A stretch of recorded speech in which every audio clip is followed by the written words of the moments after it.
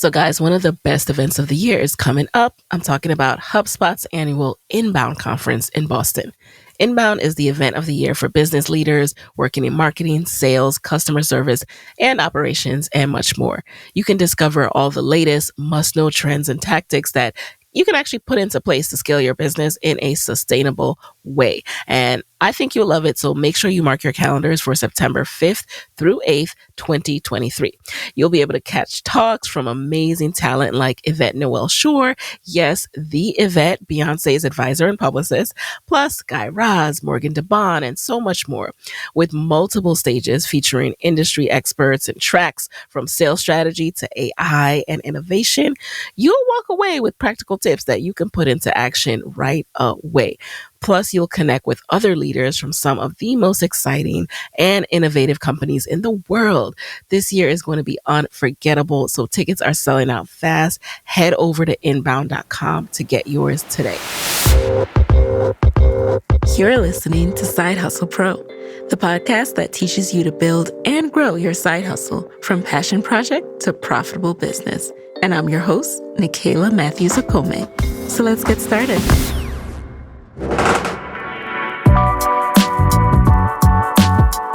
Hey friends, hey, welcome back to the show. It's Nicaila here, and today I'm back with another episode. Today in the guest chair, I have Kalyn Johnson Chandler, who is the founder and creative force behind the signature brand Effie's Paper, Stationery Whatnot.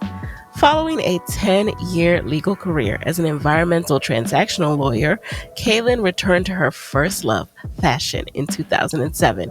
In 2007, she launched her first side hustle into business called Style by Kalyn Johnson, a style consultancy focused on personal branding for men and women in the corporate arena. Her client roster consisted of television news anchors, attorneys, physicians, and other professionals. Now, as a self-taught graphic designer, she's extended her intrinsic fashion sense into a distinct lifestyle brand focusing on desk accessories and travel products named after her grandmother, Mrs. Effie Hayes, that features her signature design aesthetic of bright colors, bold designs, and witty remarks. Although named after Kalyn's grandmother, Effie's Paper is not your grandmother's stationery company. The goal is simple: create lifestyle products that can coexist with today's technology. Effie's Paper offers its online customers and wholesale accounts an on-trend, curated selection of stylish desks, stationery, travel, and gift accessories. The products reflect Kalyn's belief that the future is female and is being shaped by the power of Black girl magic. You can find Effie's Paper's motivational coffee mugs, cheeky notebooks, cool pouches, and apparel online at effiespaper.com and in 400 plus independent retailers across the US, Canada, and Haiti. And in the winter of 2022, Effie's Paper created a small exclusive collection for Walmart that was sold in 200 select stores. And in today's episode, you'll hear all about her journey from law to fashion and entrepreneurship and everything in between. Let's get right into it.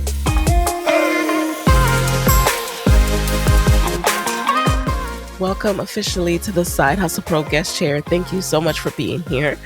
I know you're in between New York and Miami, so thank you for making the time in your busy schedule.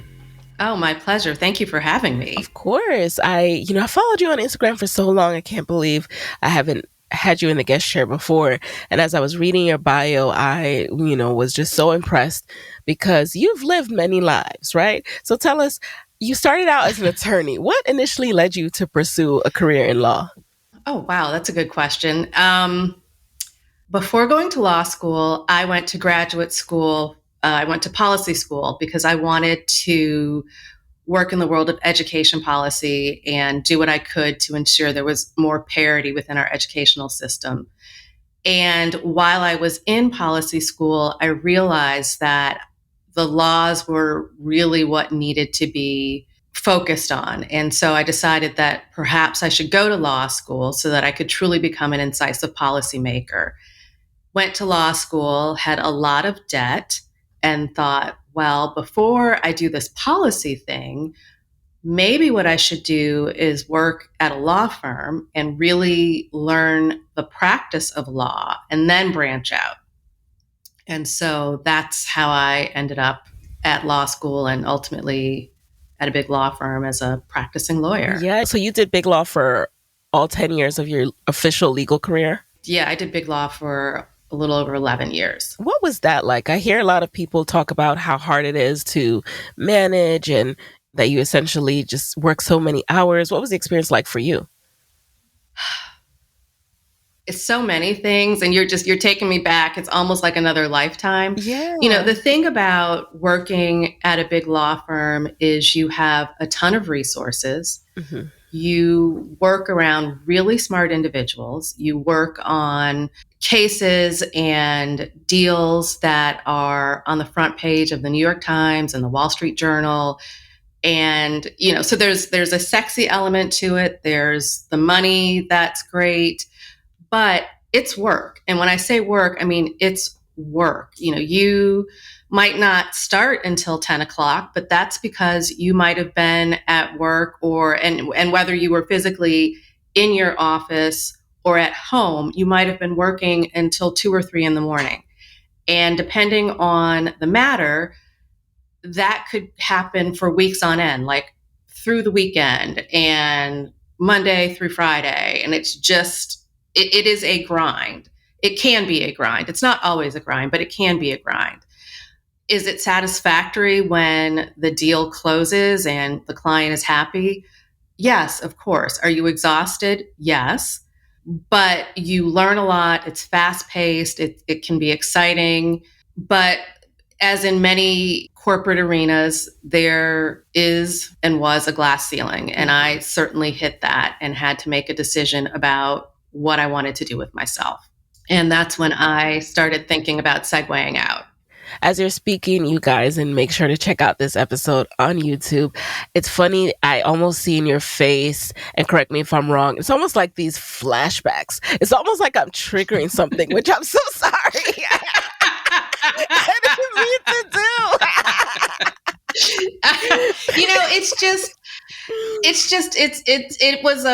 It was fraught with emotion for me.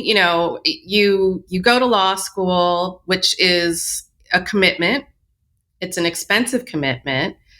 You gain this particularized type of knowledge. You start working in one of these institutions and you build up a client base and you have friends at work and it is all encompassing. It's a kind of career that unless someone is in it or has been in it, it's really hard to explain what the experience is like because it becomes who you are and vice versa.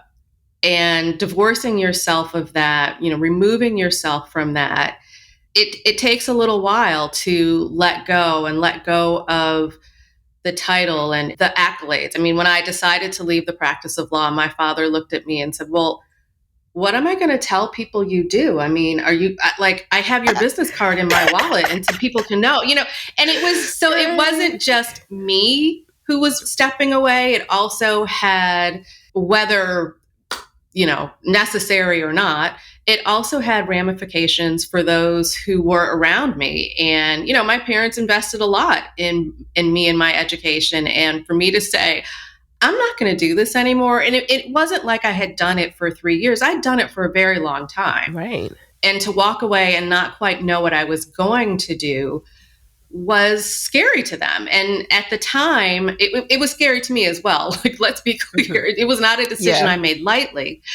But at the time, I couldn't really give them any comfort because I was trying to get comfort myself and figure out, like, who am I and what does this mean? And I'm more than just a lawyer, but so I hear you. It's an experience I am forever grateful to have had because I would not have been able to start this business and think about this business in the way that I do had I not practiced law at a very high level. Oh, yes. And you touch on that important point of it's so hard when you decide to leave a role that you've become accustomed to, that you've done for so long, and decide to do something else. And the something else is not guaranteed. It's hard for you because you're constantly asked to explain and comfort and Mm-hmm. reassure other people that you'll be okay. And you don't know if you'll be okay, but you know you're comfortable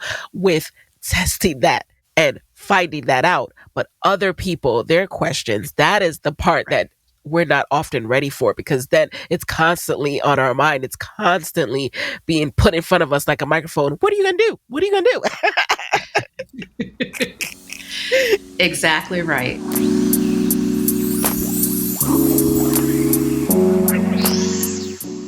So, when you stepped out, had you already launched Style, or were you putting the pieces of that business together? And Style, by the way, was your style consultancy. Correct. So I was doing that on the side. It was my side hustle. And I had a couple of clients. So, but it was like a fun thing. I didn't think that it was going to turn into a real job or a business, if you will. But a friend of mine said to me, look, why don't you get some business cards made so that the next time someone says to you, oh, I love that dress, or I just like your style, you can say, oh, thank you. Actually, this is what I do for a living. Here's my card. If you're interested, please check me out. And so that's literally what I did. And that was a great way for me to ease into the idea of becoming an entrepreneur. So when I left the law firm, I gave myself probably about 4 months to just do nothing Mm-hmm. and decompress and Yep. get my elevator pitch together with respect to what it was I was telling people I did, and I had to figure out what that story was going to be and how it was going to work for me. And then when I did decide to really move forward with the styling, I was lucky. I had a good friend who was also a lawyer trying to figure out what his segue was going to be. He had been on The Bachelorette.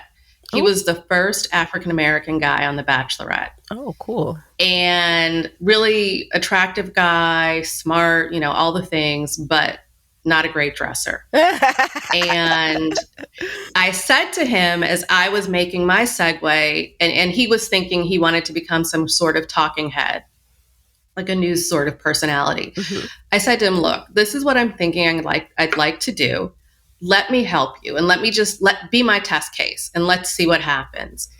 And he was, and then he got brought on by CNN. And CNN liked the way that he was dressed for interviews and, other small gigs that he had done. And he said, well, this is my stylist. You should hire her. And they did actually hire me, not only to work for him or work with him, but with some of their other on-air talent. Wow. And so that's how my styling business really began to move forward. And what was the cost to kind of start it up? You were working from your apartment, right? So I'm assuming low overhead. Exactly. What kind of investments did you have to make? Do you have to buy the clothes, return the clothes? What was that process like?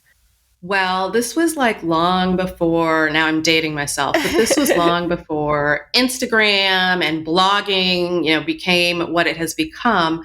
So my overhead costs were very low. I had a website built, business cards, some promo cards, that kind of thing. But that was really it. People paid me to help them get dressed. So I then would build relationships with different stores and boutiques.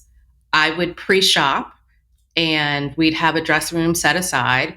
We'd come in, they'd try on the clothes, figure out what worked, figure out what need to be tailored. They would purchase, and then we'd go on to the next thing. So it was relatively simple and not expensive for me to start. What was the day in the life at that point? Were you, while you had one client, still stressing over, okay, I need to make sure I have this many clients, this year to make this amount? How was that? I wasn't that stressed about it because it was just something I was trying out. Mm-hmm.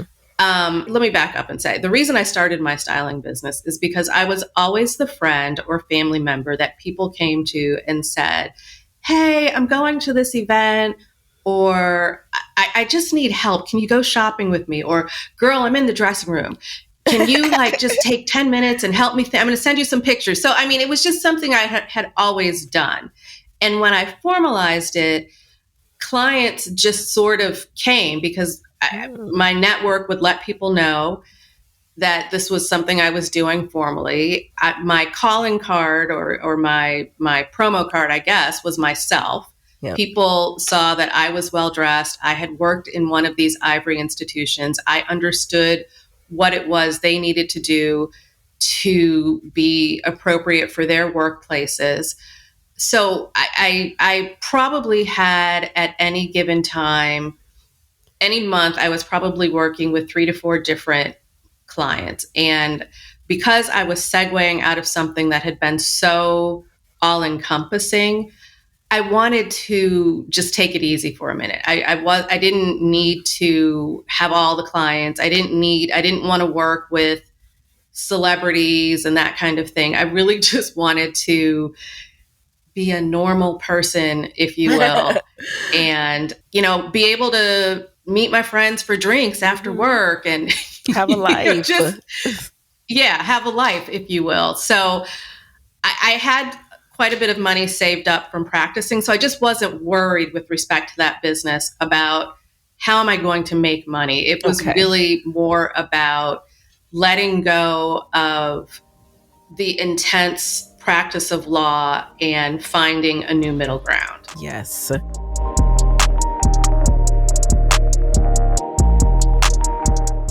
There are a few things that you said that we have to pause and highlight for a moment. One, you said you weren't stressed because you were trying something out.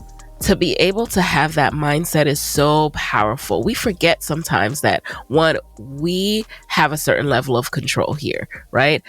And we can control how we approach and think about what we're doing next. If you just allow yourself to try and respect that this is a process, this trying is a process. So I'm not going to stress myself about the result because I'm trying something new. I know that I'm starting from scratch. It's going to look different than my storied 10-year career in what I was doing before. And then the second thing, of course, you talked about the savings part. Now, I know not everyone has the same amount of savings or not everyone was earning a big law salary. However, anything that you can save for your expenses and for as long as possible to cover as long as possible helps to take some of that stress off so you can think clearly. And I know you guys who listen all the time are like, I'm a broken record because I'm saying this, but it's so true. Entrepreneurs, side hustlers, we need space to have clarity, to think through our next thing. For you, Kalyn, you started doing something that I'm assuming you enjoyed, but it wasn't your final destination as far as entrepreneurship. So tell us about that process of going from something that's working, you're getting great clientele, but then you get this idea to start something else. Well, what I learned as a fashion stylist for busy professionals was that it was kind of a twofold thing for me. Having come from a big law firm, the service that I knew to provide was a very high touch service, and that can be draining. The other part of it was, as much as I love fashion and style, I didn't love helping people get dressed.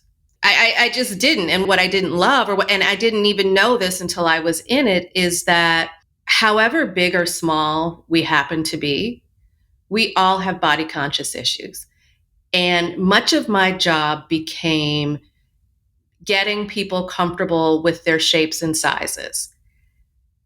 And it was much more, I played the role of a psychiatrist or a therapist. Wow. Much more I didn't even so think about that element, than, but yeah. Yeah. I mean, I didn't know to think about it, but I mean, we all do it when you're in the dressing room or you're getting ready to go to something, you're in the mirror like, well, am I comfortable? Do I feel good? I'm not sure.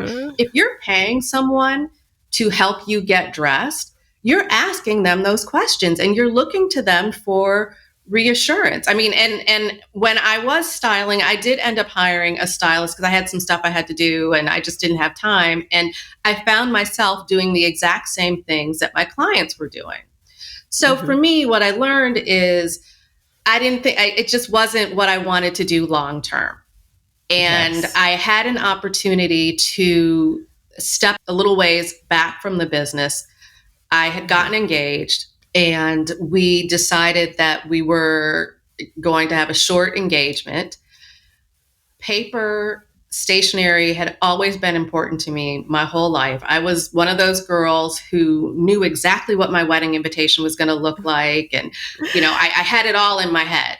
Yep. So I began planning our wedding, and then I got invited to another wedding.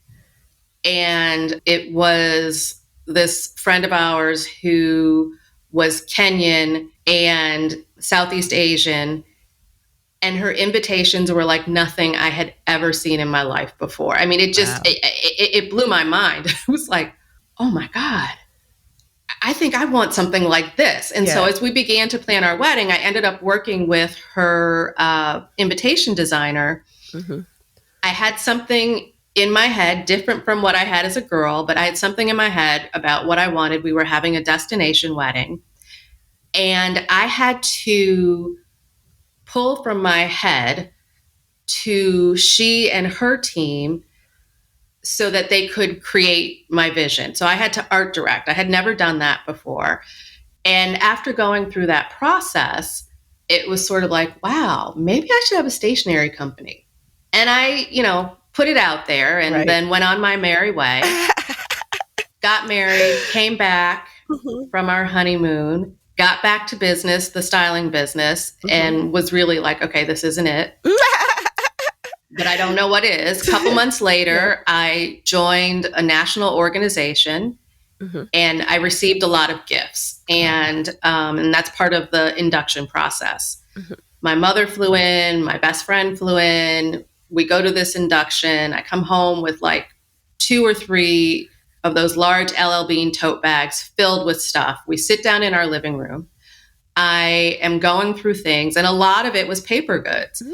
And my husband walked in and just kind of looked at everything, picked up a set of stationery and said, "You could do this so much better. Ooh. This is not great." And then walked out.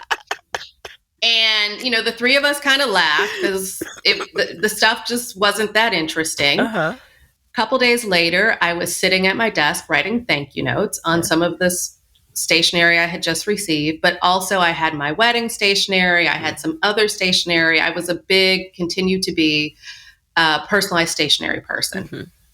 And as I was writing these notes, and I literally had all the stationery on my desk, the only stationery I loved was our wedding stationery. And that was because I had art directed it. And it was literally like, it came from my heart. And in that moment, I had my aha. And I was like, you know what? I need to start a stationery company. Wow. And Todd's right. I can do this better. Yes. I don't know how. I don't know anything about these graphic design programs. I just know what I like. I know I have a sense of style that is appealing to other people, and I can translate this to stationery. Ooh. And so Love that. The name came to me immediately. My grandmother fostered my love of stationery and all things paper related. She worked for a greeting card company when I was a little girl. And my sister and I had a cabinet in their family room filled with stationery and note cards. So penmanship was important to my grandmother. Writing notes, I know how to make a bow from scratch. All of that kind of stuff I learned as a very young child, and it just kind of stuck with me and became part of my DNA. So in that moment, I was like, I'm going to call it Effie's Paper after my grandmother. I created the initial logo in a Word document on my computer. I printed it out, and I went down the street to the local printer who had helped me with some of our wedding collateral. And I said to him, look, I have this idea. Can you help me? And he said, I'm the layout guy. Like, I'm not a graphic design person. I said, that's okay. I said, I know what I want to do. I just need you to help me because I don't know how to use these. I don't even have these programs, much less how to use them. Yep. So he helped me, and I created about 10 different stationery designs for this national organization. Okay. And I wanted to do it immediately because I was getting ready to go to the national convention. So I just joined, and then the national convention was going to be like 3 or 4 weeks away. Mm-hmm. And it just happened to be in my hometown. My mother's chapter was the host, and all of my childhood girlfriends were going to be there, plus their moms who I had grown up with. Mm-hmm. So I go to this convention, and I've got just a little white shopping bag with my stationery sets. And as I am bumping into people that I've not seen, 10, 15 years, hey girl, what's going on? Where do you live now? What are you up to? I finally had a story. And my story was doing really good. I live in New York. I just got married. Oh, and I started a stationery company. Do you want to see? And I would pull out my stuff, and my friends and family and their friends were like, oh, wow, I like this. How much? Can I buy some? And I sold out at that convention. And that gave me my proof of concept and let me know. And at the time, I didn't know what proof of concept was, but it let me know that I was onto something, and that if I sat down and figured it out, maybe this was something that would have some legs and could move forward.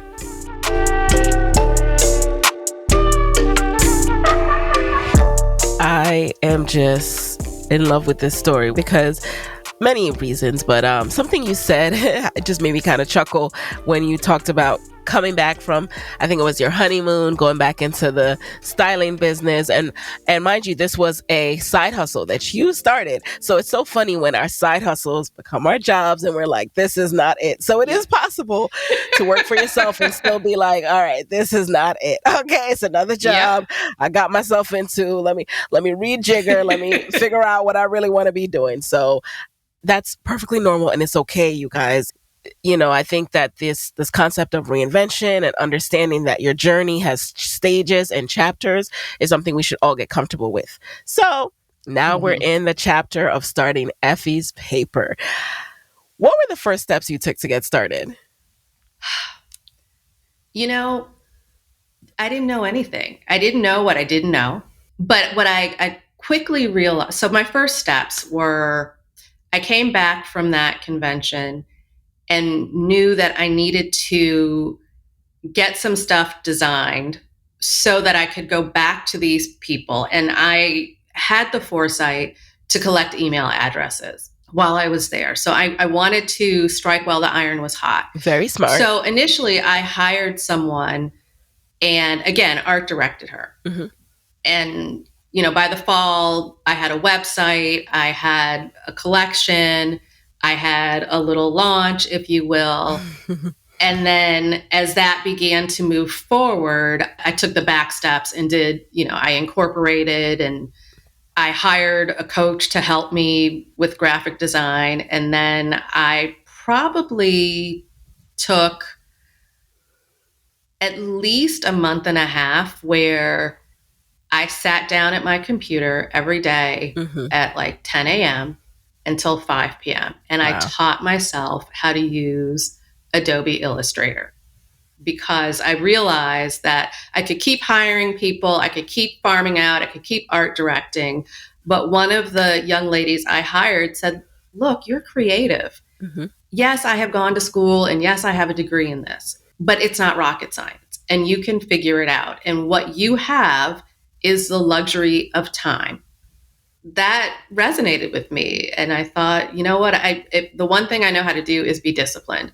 So let me see if I can teach myself. And I did. And I learned enough to become dangerous. I generally had interns and, some friends where if I got stuck with something, somebody could, walk me through, or, YouTube is great. You can learn all kinds of stuff on YouTube University. Yes, indeed. So my initial steps were really teaching myself to become a graphic designer. Ooh, okay. And learning all facets of the business, quite frankly. I had read a book called The E-Myth by Michael Gerber, which I highly recommend. And it talks, are you familiar with it? It talks about... Yeah, that's a popular one here on Side Hustle Pro.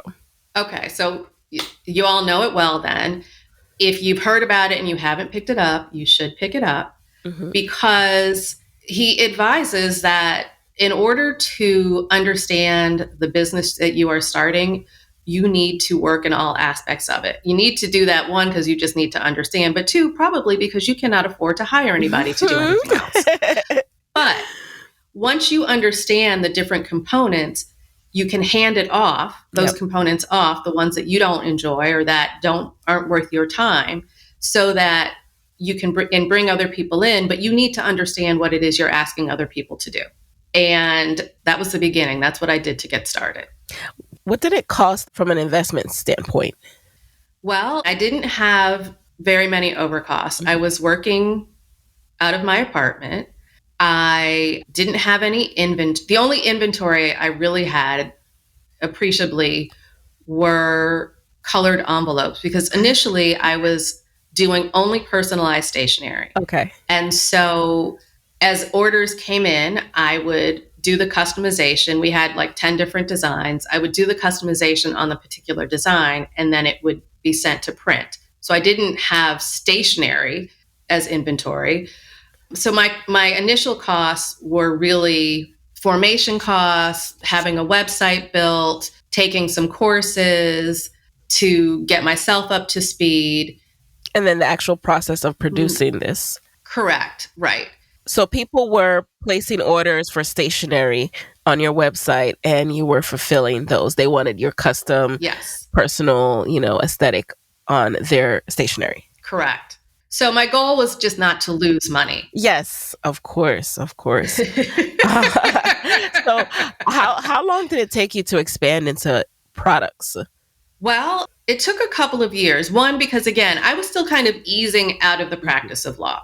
And when I decided, okay, you know what, this has some legs, I can make a go of this, I really hunkered down. And I also, in addition to having the stationery products, I was intentional when I named the company. I named it Effie's Paper, Stationery and Whatnot, because I knew at some point I'd want to add the whatnots in. So that was about 3 years in, I would say. But I was still focused primarily on the stationery. I felt like when I went into all of this, I was like, oh, I'm going to have this widget that sells itself online. And I had an antiquated widget. So I needed to do a pivot and really, because my thought process was, okay, so now I've started this business. It seems to have some legs. I'm enjoying this. I'm enjoying learning all of the things that I'm learning. But people are now emailing and DMing, and there's all of this social media stuff. So folks aren't really writing in the way that they had been. And if I was honest with myself, they hadn't been writing all that much anyway. So my pivot was, if I want this business to scale, I need to think about what it is that people will buy that kind of falls under the umbrella of what I offer. And I just started to think about, well, what are the things that I buy? What are the things that I enjoy? And what are the things that, and of those things that relate to what it is that I'm doing here? And so that's when I really began to add in the desk and lifestyle accessories. So we started off with notebooks and coffee mugs, and just sort of pushed forward and began to fill in as products were received, and took the advice from others in the industry, but really also talked with our customers to get a sense of what they wanted to see. Because at the time, there were very few people who looked like me making inroads in this industry. And I wanted to be mindful of that. And I wanted to provide product that really spoke to us and me. And I'm definitely our test case girl, but I really wanted to make certain that we were providing products that could empower Black and brown women. And very smart that you were talking to your actual customers, so you're getting feedback from the people who are actually paying money and giving you money for the products that you're coming up with. The Shine Online, hosted by Natasha Samuel, is brought to you by the HubSpot Podcast Network, the audio destination for business professionals. Natasha interviews the brightest entrepreneurs she knows to bring you no fluff advice. So, honest discussions about the mental health and lifestyle aspect of entrepreneurship and actionable strategies and success stories of those who've mastered the art of shining online. Now, I recently checked out her episode called The Anatomy of a Great. In it, Natasha breaks down tips to master short and long form content. And I'm always trying to optimize and make my social media videos as engaging and impactful as possible while also getting people to take action. So this episode was definitely helpful, and I think you guys will love it as well.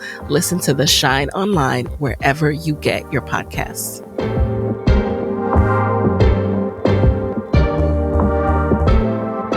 At what point did you start to carry inventory, and how did you go about that?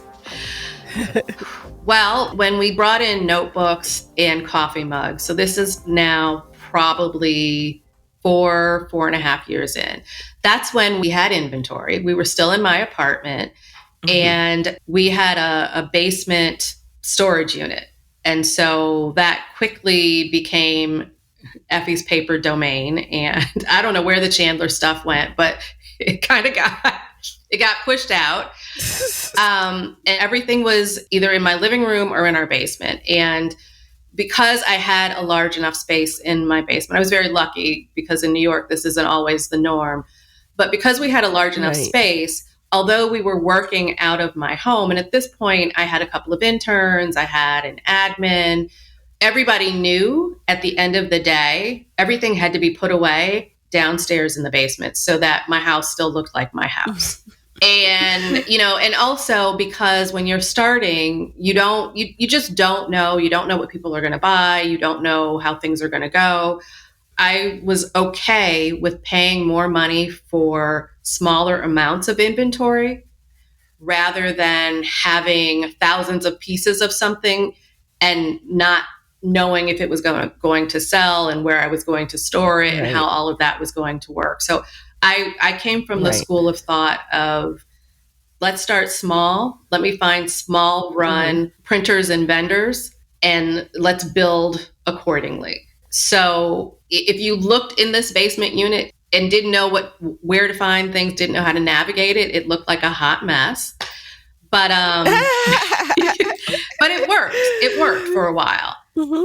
How did you find these small run printers and manufacturers? Were these US based, or were you still going overseas and then having them ship those smaller runs? No, I was doing everything in the US, and I just learned to make Google my best friend. And if you are determined to do something, you can find it on the internet because it does exist.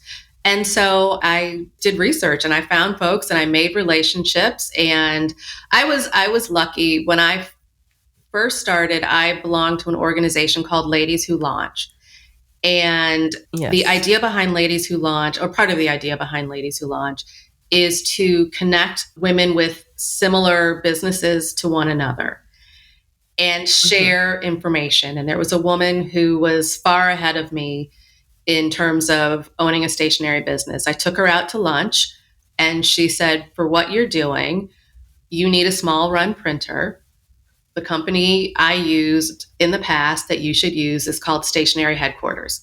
And so that's who I started using initially.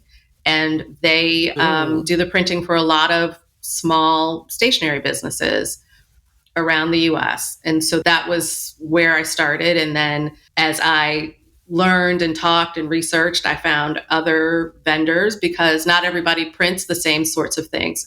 It wasn't until maybe 2017, 2018 that I really started producing overseas. Thank you for that really, really clutch tip. I'm sure that will help someone.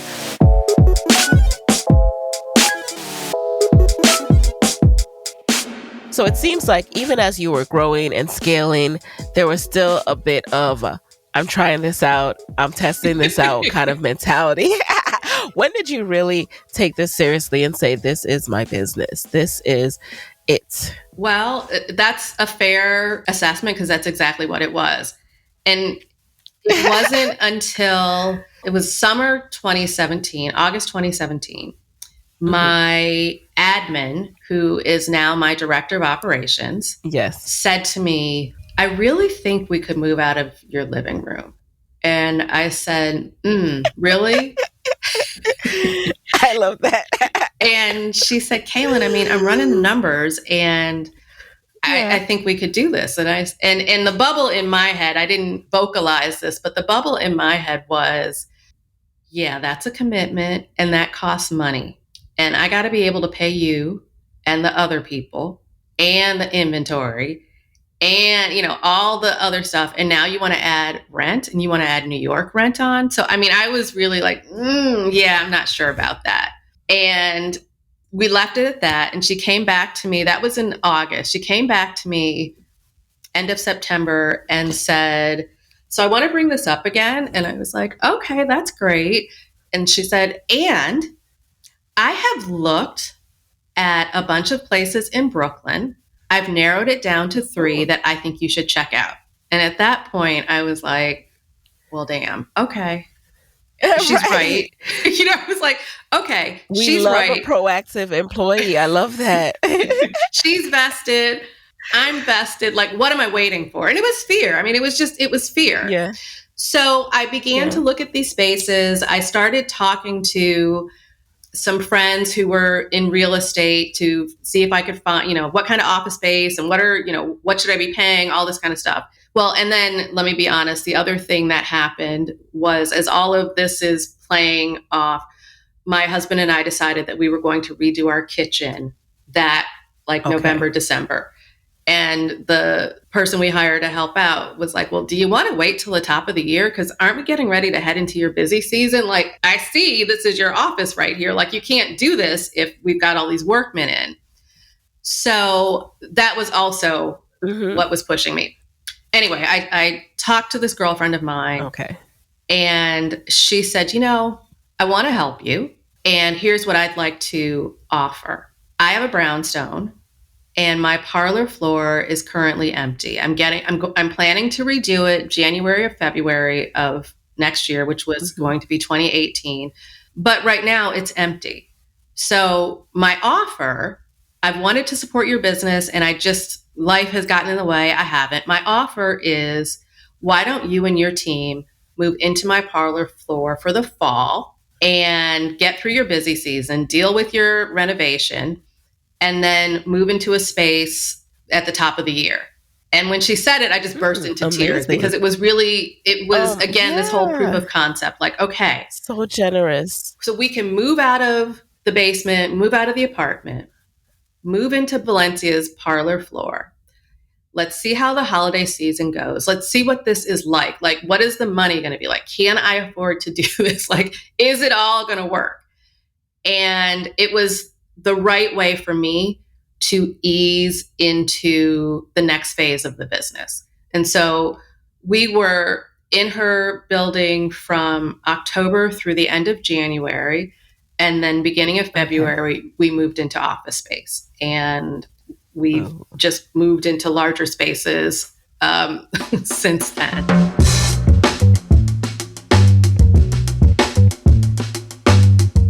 Did you find that it unlocked a new level of either grind or just opportunity? Now you had like more hunger to pay rent. So you were working differently. You were approaching the business differently. Did you find that? Oh, absolutely. It opened up all sorts of doors. But for me personally, it was, okay, I'm doing this. Like, I'm vested now. Like, I'm taking this challenge on, and I am going to do everything that I can to make it work. And so that meant I had to start thinking about the business differently. Like, we were scaling, things were moving, but it really was then where I was like, okay, so I wanted to have travel mugs, but I wanted that metallic lid. Like that, that's what I wanted. And those could not be produced in the US. And so that's when I started finding overseas vendors. I started investing more in inventory. I started buying larger quantities of inventory. And I just started to think about things differently. That's also when my toe had been in wholesale, but like just kind of barely. I had done some trade Mm-hmm. shows and did a little bit of wholesale, but up until that point, I had really been focused on direct to consumer from the e-commerce Okay. standpoint. And when we moved into the office space, I decided that I really wanted to make part of our revenue come from wholesale, which was just a whole nother beast that I had to learn and conquer. But that was, it made sense at that point. Tell us a little bit about wholesale. What does that look like in your industry? And, how does it work? Well, I can only speak to how it works for us, but Okay. I mean, generally speaking, we sell our products wholesale to other small boutiques and stores. We have been very lucky to sell to some big boxes as well.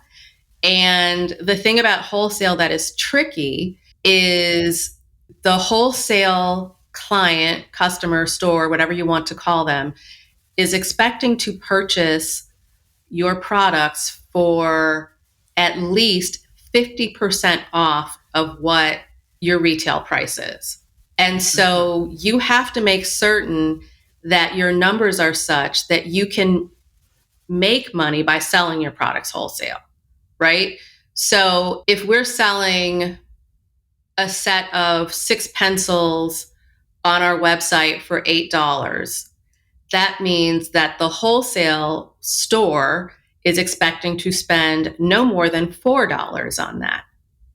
Now, what you want to do, you want to get your numbers to the point, and this is all about volume at this point, where you're spending no more than $2 to produce and package that set of pencils. Mm. Ideally, you really want to be spending about 75 cents to $1 so that you're making money when you sell it wholesale as well as when you sell it retail. And that Got just it. it's all a numbers game. Numbers, volume. Wow. So intriguing. And I mean, how did you learn all this? I saw that you participated in programs like the Goldman Sachs 10,000 small business program. So as you're doing all this, I'm assuming you're having to learn at such a steep learning curve how all of this works. The internet. The internet. I Take it on back there. the Yes. the internet has become my best friend. Oh yes. But when I started, there just weren't the amount of product-based businesses that there are today. Not just in my space, but candles and shea butter, and I mean, there are just so many now, and it just wasn't the case. So trying to understand how to run a products-based business, I mean, quite frankly, I was making it up a lot of the time. But like I said, committing to a lease Mm-hmm. for office space in New York, Yes. having employees that I needed to pay, lit a fire underneath me. And then I was very lucky. I did get into the Goldman Sachs 10,000 business program, and that also helped to bolster my confidence and realize that I had something that had legs and I really could make it work. At that point in time, I sought out a business coach, and Okay. I wanted a products based business coach, which at the time were few and far between. Mm-hmm. But God helps fools and babies. And I was in the Goldman Sachs like I had just moved into this office space. Trying to Yep. manage these employees. I had gotten into the Goldman Sachs program, which is an intense 3-month thing. We had just finished the second holiday, our first holiday season in the office space. Uh-huh. And I was just like at my wit's end. I knew I needed help. Like I knew I needed someone to just hold my hand and help me, if nothing else, co-sign on what it was that I was doing. Yep. And I in the middle of the night, found this woman. I sent her an email. She responded the next day, and she was exactly who I needed. And, we had our first meeting, and as I'm, like, and I don't know, and I'm trying to figure out, and, blah, blah, blah. She was like, take a deep breath. Yep. You're doing fine. You're on the right track. You found me for a reason. I'm going to help you get a few more things formalized, but you're doing what you need to be doing. And so all of those things are what helped to push us to where we are today. Starting with Aubrey saying, we can afford office space. Yeah. Shout out to Aubrey. I'm sure she was looking around like, can we also move out of your living room? Like, I'm sure she was low key saying, like, I'm kind of tired. She totally was. I'm tired of coming to your apartment. But what were you looking for in a business coach? When you say hold my hand, like, what is it about having a business coach? Because that term is a little bit it's hard to understand these days. There's so many different kinds of business coaches. So I want you to explain what people should be looking for in a business coach, what you were looking for that might help someone else. There are so many business coaches out here today. Yeah. And what I was wary of and had fallen prey to at different points in time were people who held themselves out as experts, but really were not. Like, how can you be a product-based business expert, but you've never sold a product? And at the time, there were lots of people who were holding themselves out as experts, but really were more focused on service-based businesses. So what I was looking for was someone who had a product business or had one, who could help me get to the next level. I had figured out how to get stuff manufactured in the US. I was comfortable with that. I needed expertise on dealing with people in China and what is that like, and what are those, how do you build those relationships when you've got cultural barriers, language barriers, and distance barriers? Yes. I was looking for someone who had time because I needed some one-on-one. So I wanted someone who had time to sit down with me and help me think through where I was, but also help me think about the future and what that could be for my company. And by the future, it was everything from thinking about what my mix should be. Should I continue to do custom work? Should I let go of the wholesale and just focus on D2C? Should I add the wholesale in? And if I do, how much of my business should be focused on that? And when we're talking about wholesale, what does that mean? Should I be focused on these small mom and pop? Should I be focused on the bigger companies, their .coms, these different marketplaces? Like, I really just wanted someone who had the knowledge and skill set to be able to help me navigate that sort of critical 18 months I was in, where I was hoping to turn the corner, but didn't have a roadmap to do so. I was looking for someone to provide me with a roadmap and then help kind of, be my co-pilot, if you will. I had accountability partners, and that was great. This was a different level of accountability, and it was coming from someone who had been there, done that kind of thing. Got it. So that was very helpful for you, I'm assuming. Definitely.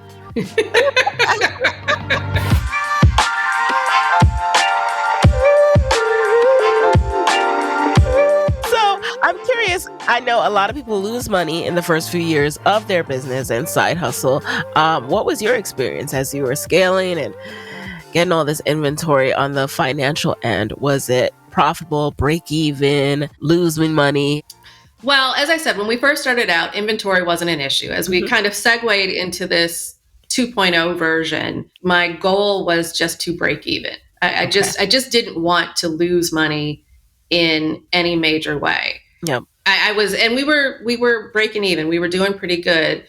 What can become money pits are often things that you think are going to make you money. And by that, I mean, as a product-based business, one often gets invited to participate in all kinds of events. Oh, yes. Speak on it. And when you do these sorts of events, you have no idea what the return on investment is going to be. And so you got to lay out money for your booth, just to buy the space. Then you got to build the booth out. And then you have to have the product for the booth, but you don't know how much product to have because you don't know what the traffic is going to be like. Mm-hmm. And then you've got to have people work the booth. And then if the event is in a different city, you've got to get yourself and your team or find people in that city to work. So I quickly learned that those were money pits. And I really needed to think about what sorts of events were going to make sense for me and how I was going to get my return on investment. Yes. And as I began to do those sorts of events, I started to look at those as marketing dollars so that I wasn't relying on those events to dramatically impact my bottom line, if you will. So I would say the first time I lost money, like in a way that I didn't expect to lose money, was doing a big event. And, I've been told, oh, you're going to make money. And, so everybody goes to this, girl. And, your products, people are going to love them and yada, yada, yada.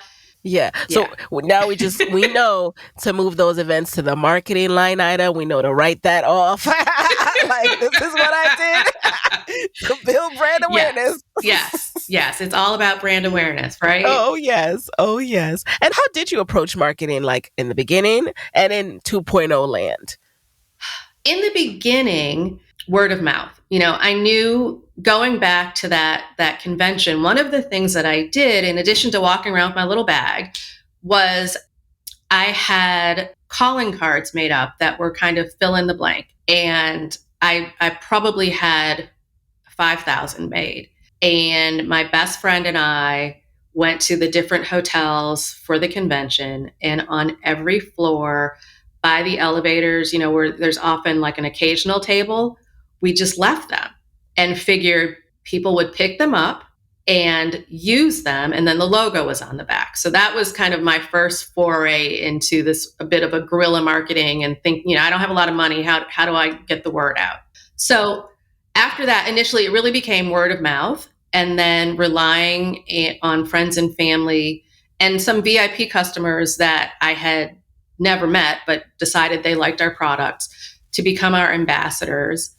And then newsletter. I was big on collecting emails and sending out a newsletter. And we've done that really since the beginning. And we've got a nice sized email list. And our newsletter is not just about buy our products. Our newsletter is an opportunity to build community. It gives them a chance to learn more about me, life behind the brand, about the team, life. And then, of course, we sell, but that's not the primary focus of the newsletter, if you will.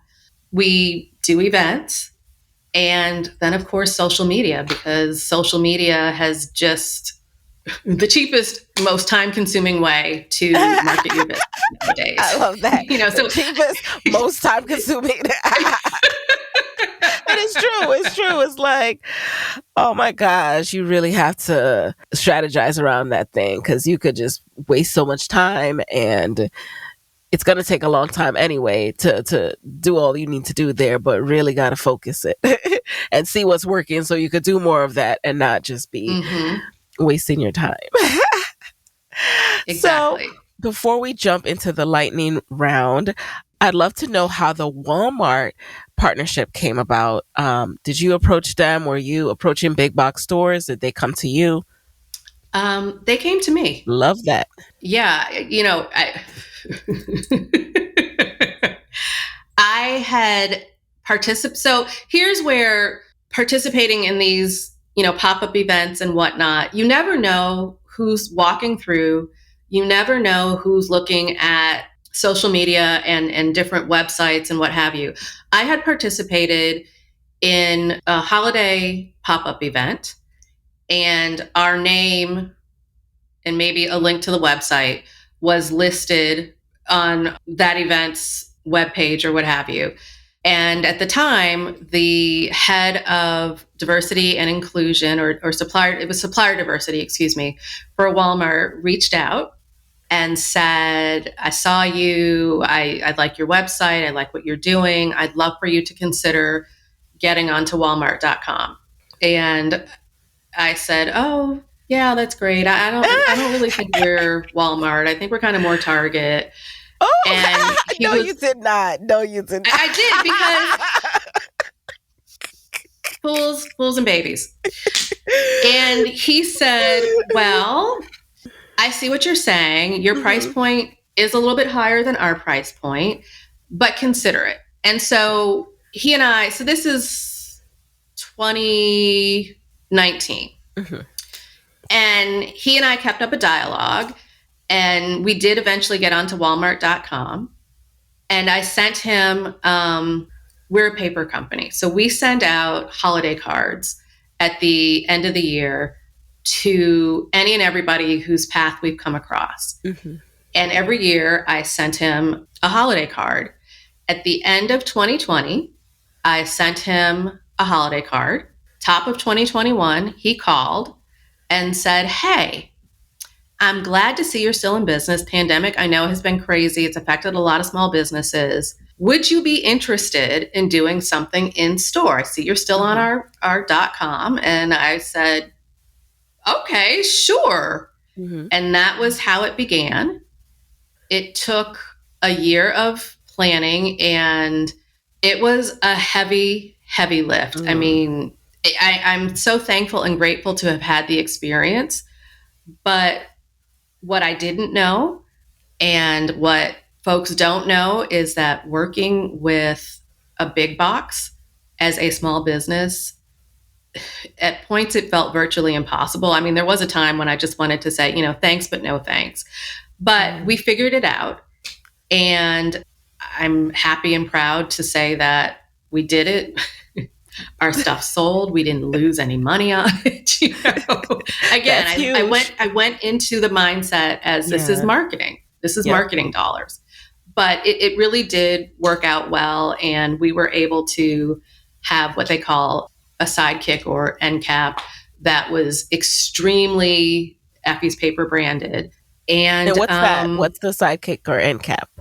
So when you go to a Walmart, a Best Buy, a Target, and at the end of the aisle, you see it's usually some kind of cardboard thing that's got products stuck in it, and the cardboard is very branded. Yes. And then it's branded, it's branded with the company stuff, and then the product is slotted in there somehow.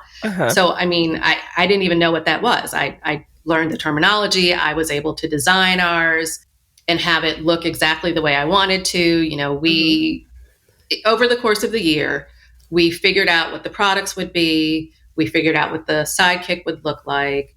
We had a hand in the stores they would be located in. So it was a soups to nuts process, but I'm kind of surprised anything else got done in 2021 because that was a beast. We're a small team, and that was all encompassing. And was that the most challenging part, filling the demand? No, the most challenging part was understanding their process. Because as many of these large companies want to work with small businesses, they expect that the small business is going to function exactly as all the other businesses they're working with. So they all have their own language. There are just so many moving pieces to navigate systems, learn how to think the way that they do. And that was really what was challenging about it. The actual production, the creation of the products, getting them produced was not. And quite frankly, that was end of 2021 because we had to have everything delivered middle of January 2022. So we were also producing when all that crazy supply chain stuff was going on. And as worried as I was about that was the easy part because I've been dealing with my vendors for a long time now. And I knew they would jump through hoops to do the best that they could. Did they have control over the shipping situation? No, but we backed in enough time that we were hopeful we would Yeah. make it, and we did make it. But quite frankly, that was the easy part. The hardest Ooh. part was navigating the conversations and the systems with the organization itself. Interesting. All right. Well, that's food for thought, y'all. As we aspire for Be these careful what you things, wish for. be careful what you wish for. Okay, so now we're going to jump into a quick lightning round. So, you know the deal with the lightning round. Answer the first thing that comes to mind. Number one, what is a top resource or tool that has helped you in your business that you can share with the Side Hustle Pro audience? Dropbox. Hmm. We have been working remotely because my team folks are in different parts of the country. So we've been working remotely kind of ever since inception. And Dropbox makes it easy for everyone to access everything at all times. Number two, who is a non celebrity Black woman entrepreneur who you admire and would want to switch places with for a day just to get a little glimpse at their day to day? I would say Bola Sukumbi of Clever Girl Finance. Oh, yes, yes. I admire her and am so impressed with what she has built and how she has built it. I love the fact that now she is a highly sought after speaker by all sorts of financial institutions looking to align with someone who is working to educate women of color, women, and people in general. So Oh, I'd yes. love to be in her shoes for a day to see what that's like. Yes. Thank you for reminding me about Bola. I need to reach out to her. Number three, what's a non negotiable part of your day these days? Getting to the gym, working out. My days are often a little bit chaotic. They're rarely the same twice. And nowadays, in addition to doing whatever it is I need to do, I need to be available to those on my team to give them what they need to get their jobs done. So for me, going to the gym and working out is the way that I start my day. And I just have time for me to do something that is solely for me, has nothing to do with work or my family. Number four, what is a personal trait that has helped you significantly in your business? Discipline. I was a competitive figure skater when I Oh. was a kid, probably from up until the age of 15. And I had to be at the rink at 6 a.m. I am not a morning person. My father would come into my bedroom. We had to leave the house at 5:30. He would come into my bedroom at like 20 after 5, pull the blankets off. I grew up in Michigan. It was freezing cold because I had to get to the rink, and then I had to go to school, and then I had to go Wow. back to the rink. So that has stood me well with respect to academics, with respect to practicing law, and certainly with respect to being an entrepreneur and having to self motivate every day. If I'm not motivated, no one else is going to be motivated. This is my business. Oh, And as yeah. much as those who work with me and for me may be invested in the business, at the end of the day, it's mine. And if I don't set the tone and if I don't get the things done that need to get done, it just doesn't work. And so discipline has certainly helped me with that. And finally, what is your parting advice for fellow women entrepreneurs who want to be their own boss but are worried about losing that steady paycheck? Keep the paycheck as long as you can. And I know from somebody like myself who didn't go the side hustle route that many of you are currently in, what I can share is that running a business is expensive and you cannot do it by yourself, whether you are working in your business full time or working in your business as a side hustle. If you keep your job and bring folks on to help you out in the business, you can use whatever proceeds from the business to help defray the costs of your employees and ensure that you continue to get paid from your day job. Because once you leave your day job, it becomes real. I mean, you heard me say I didn't want to get office space because that was just a commitment that kind of made me want to throw up some days. So if you can keep it for as long as you can, or maybe, start working part-time or find something, a consulting gig. But being your own boss is great, but when you're the boss, you're the boss. And that may mean some days you don't get a paycheck. I mean, that's a reality. Yeah. So my advice would be stick with it for as long as you can until it absolutely 100% makes sense to walk away. Yep. And with that, where can people connect with you and Effie's paper after this episode? So you can find us online at effiespaper.com, and on all social media, we are at Effie's Paper, EFFIES Paper. All right, guys, there you have it. Thank you so much, Kalyn, for being in the guest chair, and I will talk to you guys next week. Hey guys, thanks for listening to Side Hustle Pro. If you like the show, be sure to subscribe, rate, and review on Apple Podcasts. It helps other side hustlers just like you to find the show. And if you want to hear more from me, you can follow me on Instagram at Side Hustle Pro. Plus, sign up for my 6-bullet Saturday newsletter at sidehustlepro.co/newsletter. When you sign up, you will receive weekly nuggets from me, including what I'm up to, personal lessons, and my business tip of the week. Again, that's sidehustlepro.co/newsletter to sign up. Talk to you soon.